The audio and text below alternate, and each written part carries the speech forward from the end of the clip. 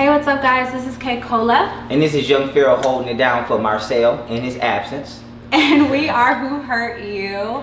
And today we have a special guest, Nicky Garcia. Hi. Yes, and Aaron White. Hey.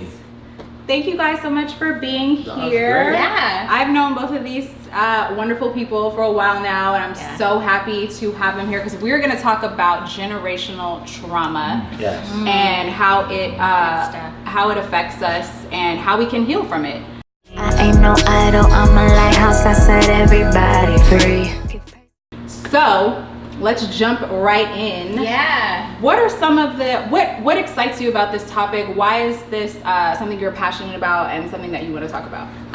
It's something that I'm dealing with in real life right now. And like when I think about what I'm healing from and what I'm doing, like when I got to my place in life where I just want to focus on me, right? That's my main priority. Like top 3, like I'm number 1. Right? You sound like him. Right. Are you a Virgo? No. He's a Virgo. Sagittarius, and this is something where it's like when I decided to heal, I had to decide what am I healing from? Yeah. Because I've lived a very protected life. Nothing bad has ever happened to me. Literally, nothing bad has ever happened to me. Wow. I've lived a beautiful life. I was born and raised in Arcadia. We weren't rich, we didn't have much money growing up, but that's just like, I just dealt with it.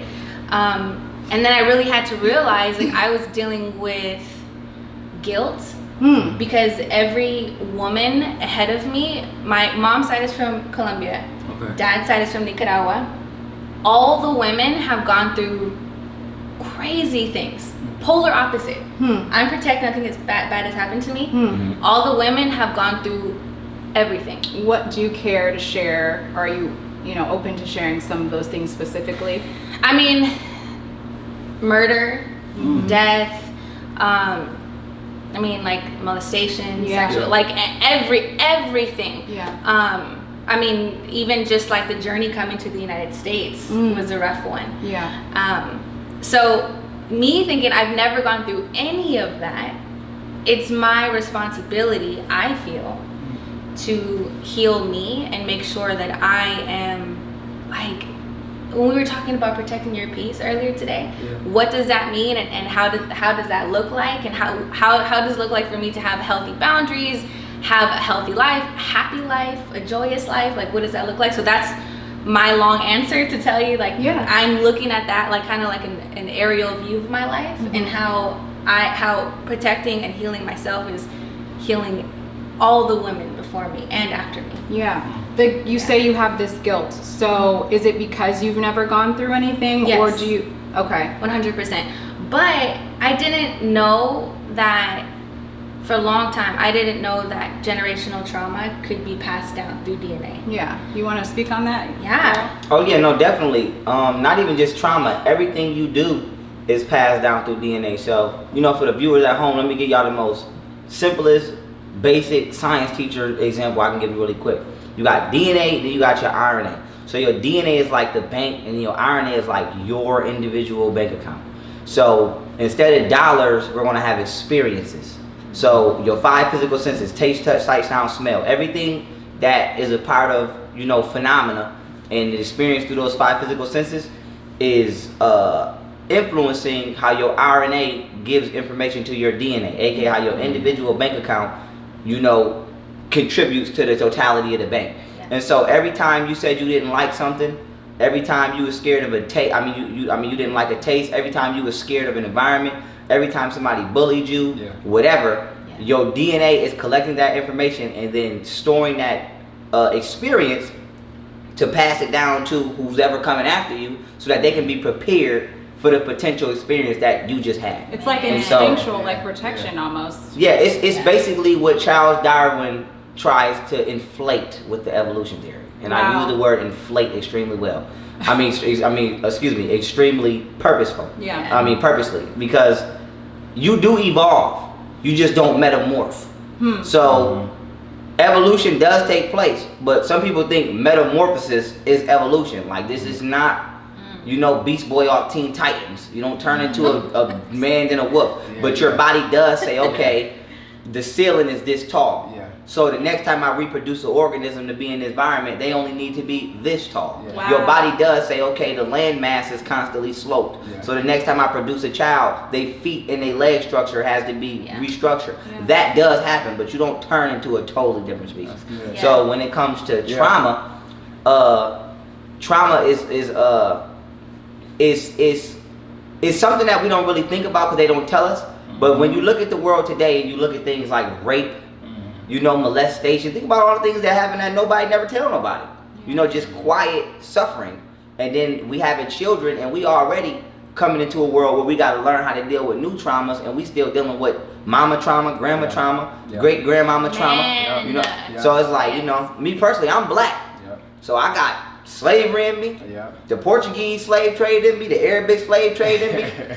Shit, I'm trying not to give my kids my trauma. I done been to prison. So I got all this trauma coming through me, and then the trauma that I got shot before. My son ain't never got shot, but he might as well because I done gave him that trauma. And so, you know, we don't take this into account, and then we walk out this, you know, we walk out into this world every day and we try to be normal.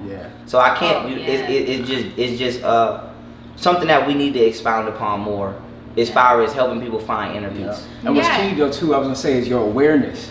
You're aware of the women. You could probably go down ancestry and you'll see the awareness. So it's like you were living in a protective state at a young age. So I know you said I've never been through something, but I think it kicked in that you were aware of what has happened in your family, and that's the biggest thing. A lot of times we go unaware of where we've been through. So it seems like what I'm hearing from you is one of your first protective, because you mentioned protecting your peace, one of the first things where you were one observant and you were aware of what was before you. And now you're now aware of what you do not want to pass, you know, next. Correct. But you know that it starts with the healing that you have. But then I'm like, what are you healing from then? If you didn't, so what would you say you would be? There are some moments, I live alone. So there are some moments where I feel like I live in a very safe neighborhood, super safe neighborhood.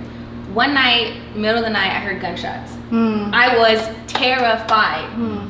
But even before that, there's just these feelings where I'm always looking like behind my shoulder and making sure nobody's coming to get me. And it's like, I have no reason. I was born and raised in Arcadia, so anyone who knows Arcadia, it's like a super protected neighborhood. I wouldn't say you don't have no reason, because you never know. This is listen, people out here organ harvesting, sex trafficking. If your soul tell you to look over your shoulder, you better look twice. It's instinctual. Because you know, we don't want to set the tone and say because you never been through nothing in life, you don't have a reason to be worried. Hell yes, you got a reason to be worried. Right. I mean, but it also feels like the feeling is deeper than us being aware in our society. The feeling is deeper. The feeling feels like I've been here before. Like it feels like I have been attacked before, even though I never have. Never in my whole life, you know? But there are other things, like there's so many secrets in my family. And I don't know if it's like a Latin thing, but I just know, and when I share with other like friends and family who are obviously Latin, they say the same thing. It's like hush hush. And is your family Catholic? Yes, because that's a big thing in the Catholic community. It's keeping things quiet, just going to the priest, confessional, that's private, and so that could also be something that's cultural as well as religious. And you're a pretty private person as well, so that's obviously had an effect on you. 100%. Like I was just telling you that yesterday, my psychic, shout out to Chris Medina, he came over and he was telling me, like, you need to open up, you need to be more vulnerable, you need to stop suffering in silence, because that's what I feel like. And even like him being in my home, he's like, you do a lot of this, you do a lot of walking back and forth, you do a lot of, he's like, you're hunting your own home. Wow. And I was like, how am I, like, I have a beautiful home. Like, what do you mean? He's like, you're always in your home. You never get out. You think too much. You need to get out. You need to stop doing that. Stop taking everything that you feel like has happened before you and like digest internal. And one of the, it sounds like one of the scariest things that can happen is that nothing traumatic, quote unquote, happens to you. But one of the scariest things that you could live out is a spirit of secrecy. That is like one of the most traumatic things you could ever grow up in. It is the desensitization that there's something going on if people are desensitized. So I think a lot of times we'll say, well, I lived in Arcadia, I grew up like this way, I lived the white picket fence life. To me, coming from is the scariest life you could ever live. You get what I mean? Because everything I'm at, I feel the tension, I see the trauma, I got a chance to see the blood spill or see the detachment going to jail. He went to jail. And one of the scariest things that I see with a lot of people, and I feel you, is what you desire to break, is the fact that nothing, quote unquote, has happened that is considered traumatic, yet you still feel the same way that someone who has experienced traumatic things in a way, but your voice of it may not have the same because you don't have the weight that other people have. You know what I mean? You don't have that. I haven't been attacked. I didn't go to jail. You don't have that story, yet you still feel the same way because almost that you grew up into this life of secrecy where this is good, but you feel like it ain't good. No. Parents is here, but it ain't good. I'm in Arcadia, the house is nice, but it ain't good. You know, so that's something that is just another scary form of, because I think we always think of trauma as something happened. What happened? The homie got shot. What happened? The mom left. The kid is out. What happened? That's trauma. But really, sometimes the trauma is the husband that comes in or the father that comes in, doesn't say anything, provides all the bills. Oh my and there is nothing said at all. Wow. And you're dealing with something that is quiet, secret, and now you have to be a detective and sift out everything that's going on. Yeah, and there's been the day I turned 30, it was like a key just unlocked in like my soul.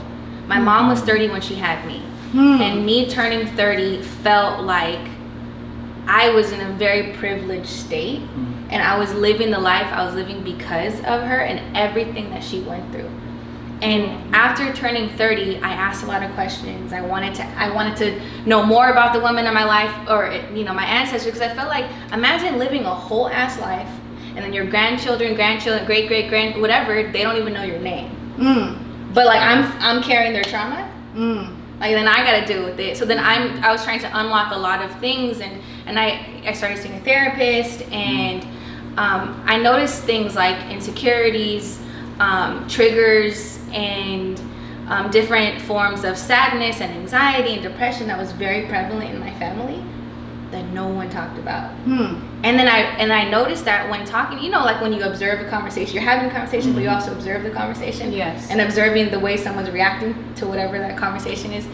I started observing that when having conversations with my mom or my grandma, my aunts, my uncles. I'm focusing primarily on the women, right? And I'm noticing everything that my therapist is kind of talking about with depression and anxiety, and I'm seeing everybody's carrying the same exact things. Like, so we're all depressed, and we all having to, but nobody's talking about it, you know? I think it's important too for people to, like, people always people expect that you had to go through a lot growing up or recently to have anxiety and depression, and it's like you can inherit that actually genetically as well. I have to say it, from my understanding and my personal research, we're not all one race. And the reason I said it is because depression, they say, actually can be inherited genetically when a human sexually procreates with a Neanderthal. So understand, go look into that. Diabetes, all of these, a whole huge list of medical illnesses actually come from sexually reproducing children with people who are not your race. So all I'm saying is, ain't no ancient Mayans have no diabetes. Ain't no ancient Egyptians have no diabetes. So a lot of the times when we look at these illnesses outside of what they are creating in the laboratory, when new medical illnesses pop up and we just be like, damn, where this come from? Right. We're also not looking at who we're having sex with, and where these communities are, where these new, let's say, humanoids in these communities are forming and what is coming with their formation. But I just want to throw that out there since we're talking about depression. So that, we can be aware that, you may be ejaculating in someone and creating a depressed child.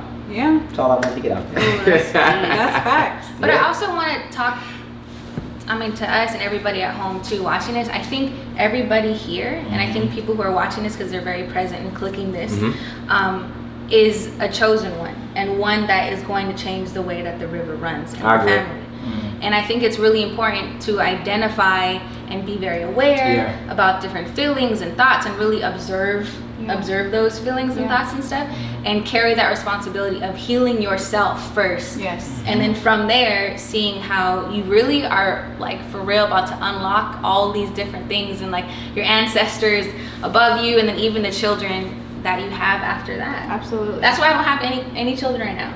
I'm very present in that, and me being in my 30s, and that's another thing why I respect my mom so much. It's like how she waited to have children, being 30 when she had me. She's 36 when she had my younger brother. Wow. And I am not ready to have children because I want to make sure I heal more for my children. Yes. And absolutely no shade to anybody else who decides to have children before that. Yeah. You know, but that's I had children before that, but I completely agree with you. If I could, you know, if I could have done it differently, and obviously I love my kids, like oh my gosh, but yeah, obviously the perfect way, like the way that you would want to do it, is to make sure that you're healed so that you don't pass on. We're always passing our crap on to children. We had an episode about that, and children become adults, and then it's just more messed up adults in the world, you know. I tell people constantly, you won't know if I was a good father till my children's children.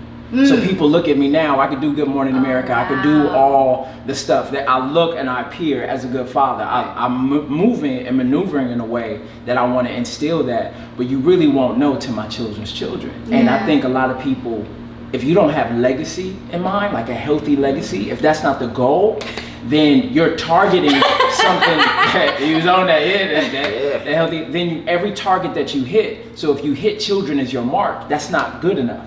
And I know that sounds crazy, but my wife isn't my mark of love. You know what I mean?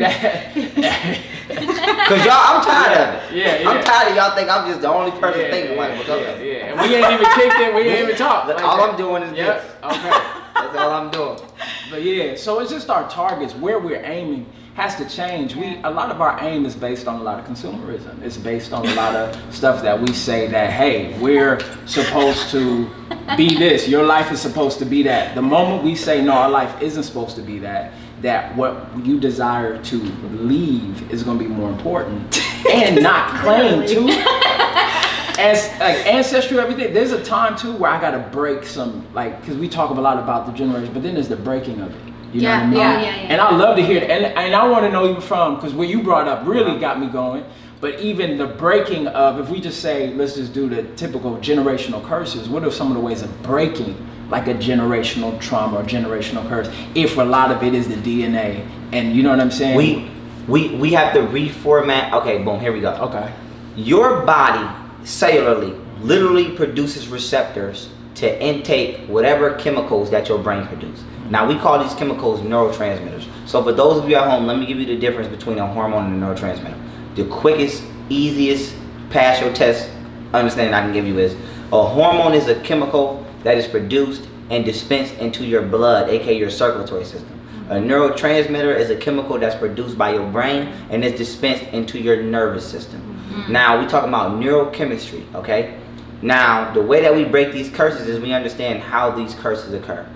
Everybody always talk about the spiritual, which is fine, but everything that's metaphysical, meta meaning beyond, metaphysics is what you can, what you study beyond length, width, height, value, which means it still exists. You just can't tangibly observe it. So all of that creates what we can tangibly observe. So when we talk about generational curses, the first thing you just thought of was some voodoo, beyond physical, spiritual stuff, which is cool. But let's talk about how that comes into the physical, which brings us to the smallest level of our existence, almost a couple notches above anatomically, which is cellularly. So boom, if you are a negative person, I don't care why you're negative, I don't care if you've been watching too much TV, whatever the reason, if you're negative, if you're hateful, if you're jealous, your brain is producing these chemicals, aka neurotransmitters, are being dispensed into your body.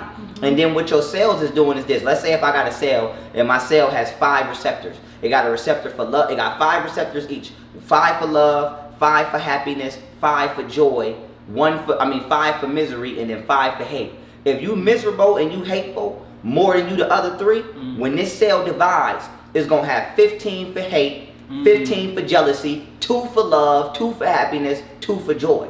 And so now what you're literally doing is you're cellularly, you are craving negativity. This is why some people love drama. Some people love, you can't understand why you just like to argue with motherfuckers. Because you are a walking argument. And your body is saying, feed me arguments, feed me arguments. And you attract that in the partner. And if you can't attract it, you go get it. If it ain't coming to me, I'm going to it. Because you cellularly are a hateful person now.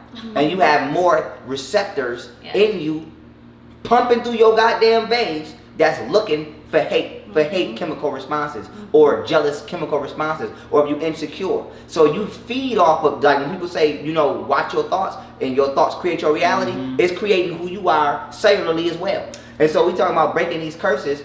We have to create blueprints that bring happy thoughts. Yeah. And most people don't want happy thoughts because happy thoughts expunge the egotistical thoughts you want to have. So it's fun to say, this makes me happy when it's at somebody else's expense. Right. But it's not fun to say, hey, let's just share with everybody, no matter what you look like. Oh, hell no, because my receptors don't want it, they don't want that. So it's just to the point where we gotta just, knowing this to be a fact, I'm not speaking out my butt, knowing this to be a fact, we have to destroy anything that, you know, to the best of our ability is going to cause us to continue to become negative people. Put positive stuff on TV, say nice stuff to people, stop promoting dumb stuff. I know this sounds corny and people keep saying it, but hopefully with the science behind knowing how this is affecting you, it influences you to change. So answering your question, we're talking about generational curse.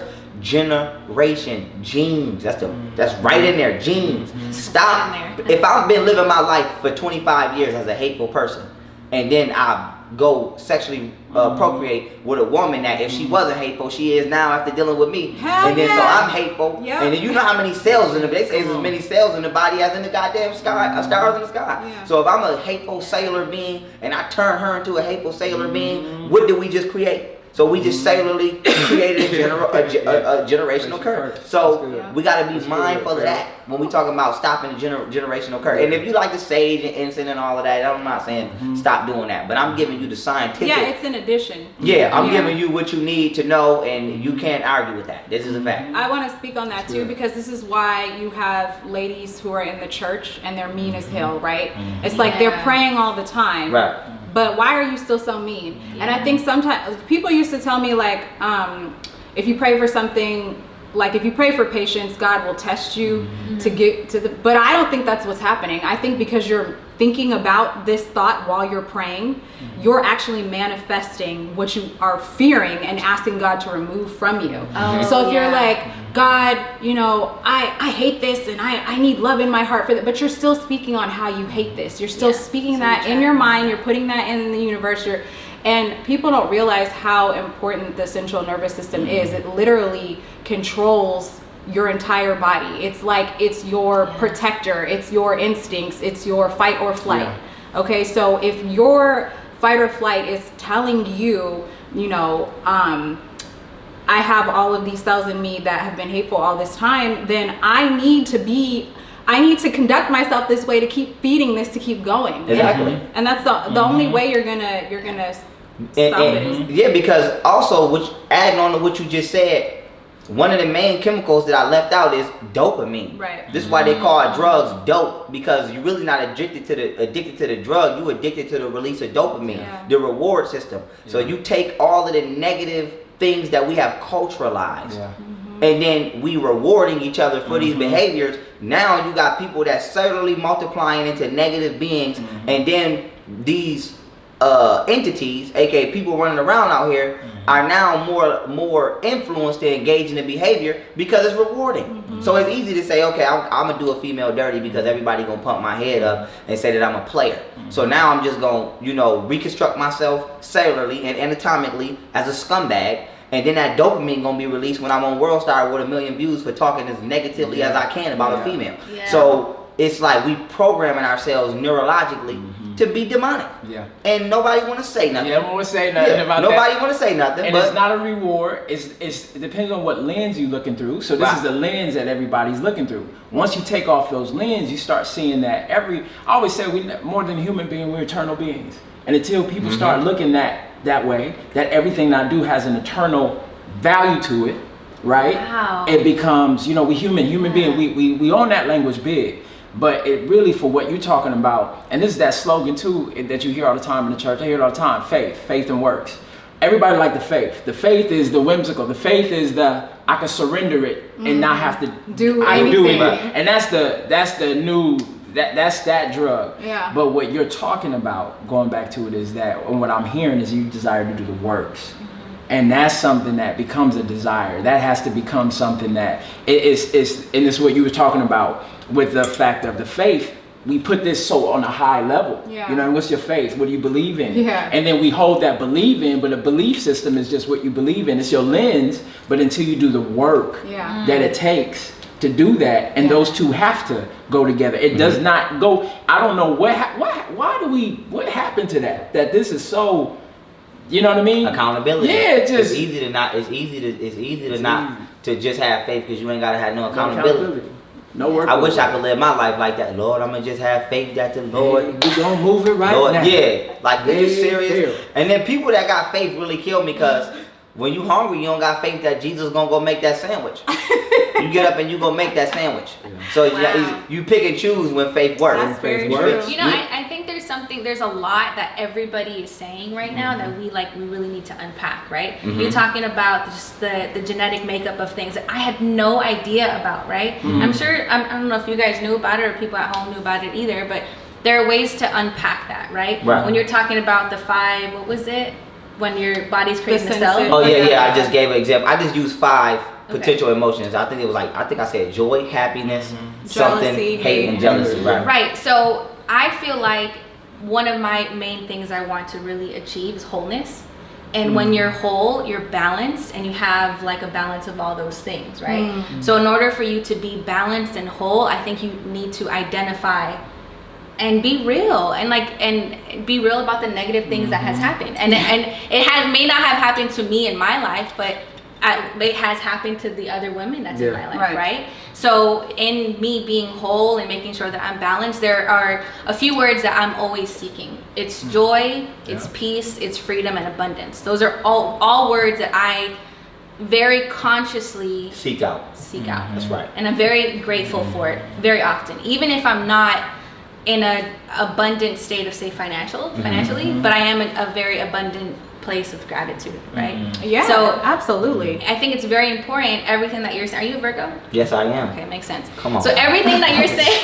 Come on now, who we got on the couch today? Aliens on the couch today. So I think everything you're saying makes so much sense on like a very scientific level, but I think we need to also identify what and how, like some actual coping skills to take home for ourselves and people at home. What I would suggest to you is, and I'm very spiritual, but I bring science because we live in a world today where people, when you say spirituality, people don't have no really cognitive grasp on the concept. And then for 2, people so out of tune with their inner voice, you can't just tell them something that feels true. Right. So I have to tell you something that feels They're true, like, where are the facts? and then bring the facts. Yeah. So when I say, okay, it feels like there's a ghost in here. Right. Now I have to say, here's an electromagnetic voice phenomenon machine that can pick up the voice of a ghost. Right. So what I would suggest to you is, you're such a Virgo. what I would suggest to you is something in the realm of colorology. And colorology is how you psychologically and biologically respond to color stimuli.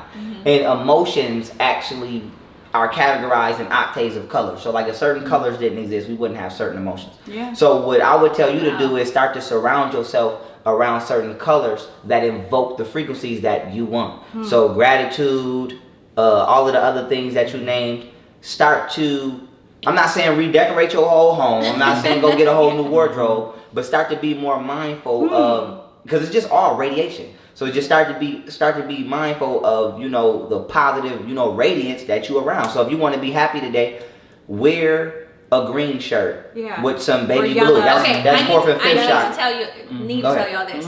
So my wrist was hurting, right? I was getting carpal tunnel because I worked so damn much, right? Okay. So mom goes, you know what? This is something my grandmother told me, and she told my mother, and my mother told me, wear something red. There you go. And I was like, Mom, wear something red. Okay. And I don't know if you saw it on my Instagram story, but I posted it. I wore it.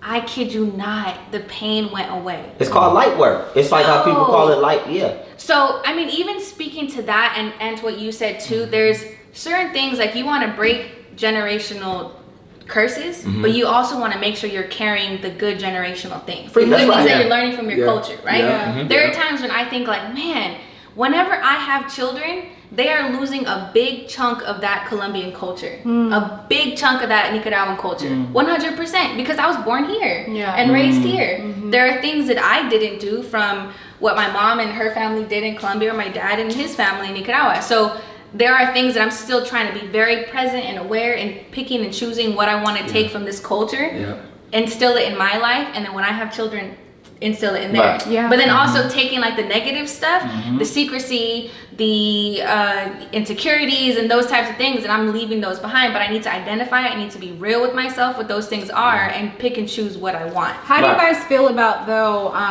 like saying and leaving that behind? How do you feel about sharing with them some of the mistakes that we have? Because I'm very vocal with my kids about like, guys, I fucked up. This is what I've been doing. This is not working out. And I think I do that because I don't want them to think, oh, mommy was so perfect and blah, blah, and this. Like, I want them to know what I did wrong so that they can avoid it. I think my dad, he's Jehovah's Witness, so he pretended to be perfect even though I saw all his indiscretions. My mom, she just admitted to me recently that she smoked weed in college and blah, blah. And I'm like, why didn't you tell me this before? Like, you guys don't have to pretend to be, you know, because there are stories or things that I can learn from. So how do you feel that plays into, you know, the balance of, hey, I don't want you to go through this, but I also want to tell you this so that you can learn from it. I think that's probably one of those important things you could do with your kid, because it teaches them that it's okay to not be successful the first try. You know, like nobody just shot a 3-pointer and never missed since the first shot. You had to go, you know, practice in the gym. So I think it teaches your child how to be a present human being instead of trying to have the illusional perfectionist blueprint that we want children to follow, because of like it's just healthy adulting that you're giving to them before they actually an adult. And then it also teaches them how to be humble and admit when they were not successful or when they were wrong, versus trying to feel like I have to be perfect or I have to be right. Because my parents instilled that in me, whether consciously or subconsciously, by the way they acted with me, as they've always having to be right. That's transparency is like, I mean, we do this thing at the end of the day with me, my wife and daughter, is what we say, transparent moment. Like, it was hard getting you to karate class today. It was, we just go real. It was stressful. You know what I mean? At moment, we blah, blah, blah. But I saw mommy come through and she got you there on time. That's right. That's beautiful. And what it sees is, because I think we trying to protect this childlike innocence and this I mean, the goal is like to keep that childlike innocence as much as you can. Like, you can't be burdened by the struggle. You know what I mean? It's not a burden that you know as much. I could only imagine after hearing you talk, like, it could be burdensome knowing what you know. Very. The goal is like, but it's like, but to find your childlike innocence, that you can still see the world with discovery. You know what I mean? But transparent, still give that information, that's that genius part. And I think transparency is beautiful because it really connects to the soul. Now we're not dealing with consumerism. Now we're not dealing with what the end goal was supposed to be, that this was supposed to be a good weekend. Because it wasn't. You know, and now we're dealing with, like you said, the word present. Now we're present in the moment. So what was this? And man, this was everybody trying to do their best. That's right. Good. And I know that anyone can. So for you and what you give, you just doing your best with that. Because I think we still got to be careful with arrivals, because we still put, I'm 30, and if I don't have arrival, you gotta get rid of arrivals. The journey, the moment that we say that our journey is a blessed journey, our journey is amazing, you've already, what I was saying, that cut almost a generational curse, because probably what the family has done if they were living secrecy was that they were never present with their now. They were living with shame and guilt.